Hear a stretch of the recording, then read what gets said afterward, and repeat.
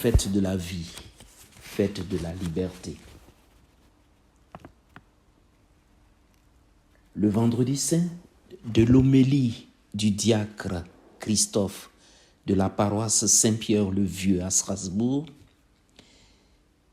je retiens que la Pâque chrétienne, c'est la résurrection d'un homme, Jésus de Nazareth. Un homme mis à mort après un des procès les plus injustes de l'histoire humaine. Un homme innocent arrêté comme un voleur, interrogé comme un criminel, jugé comme un perturbateur de l'ordre public.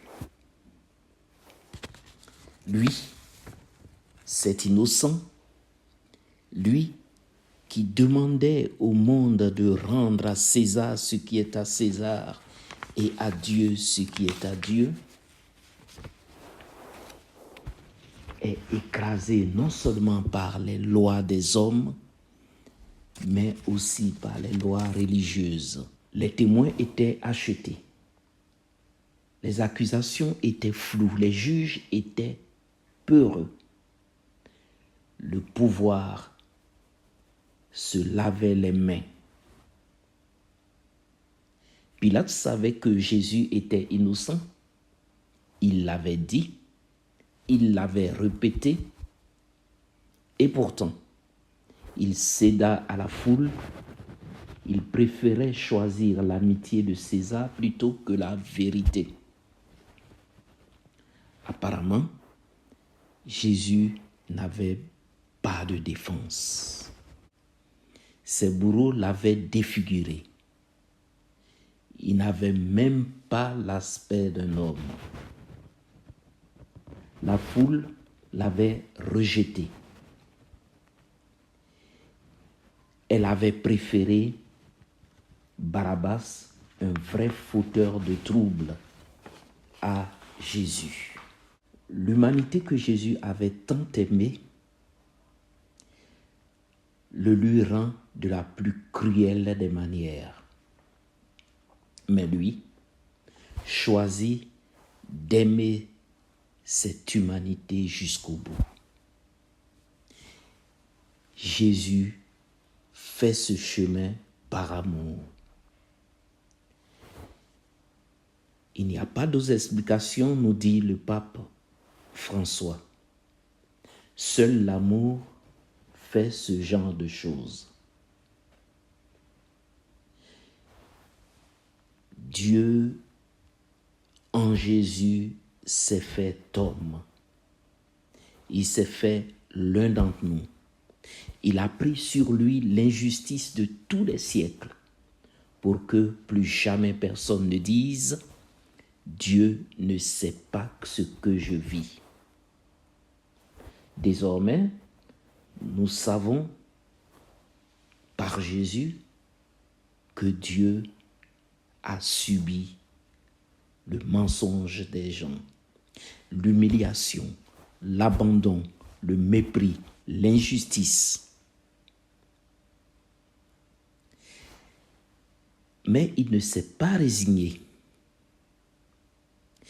Il les a transfigurés pour faire jaillir la vie, même là où tout semblait perdu.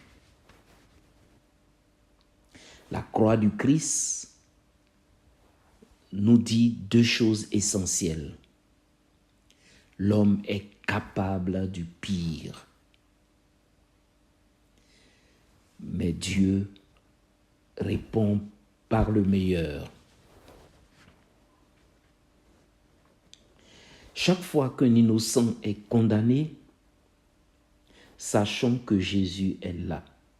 Chaque fois qu'un pauvre est écrasé, qu'un cri est étouffé, qu'une vérité est sacrifiée, la passion du Christ continue.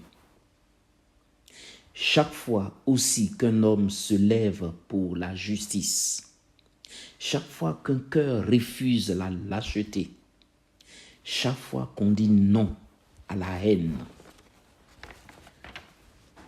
La croix rayonne de sa puissance. Demandons la grâce de ne jamais pactiser avec l'injustice, de ne jamais sacrifier la vie sur l'autel de la tranquillité. Demandons la grâce d'aimer comme Jésus, d'aimer jusqu'au bout, même au prix du silence, même au prix du mépris, même au prix de la croix. Parce qu'au cœur de l'injustice la plus terrible, l'amour a triomphé et l'amour triomphera. L'homme qui annonce au monde la tendresse de Dieu a connu l'expérience la plus crucifiante de l'absence de Dieu. La révélation de Dieu en Jésus se fait au cœur même de la condition humaine.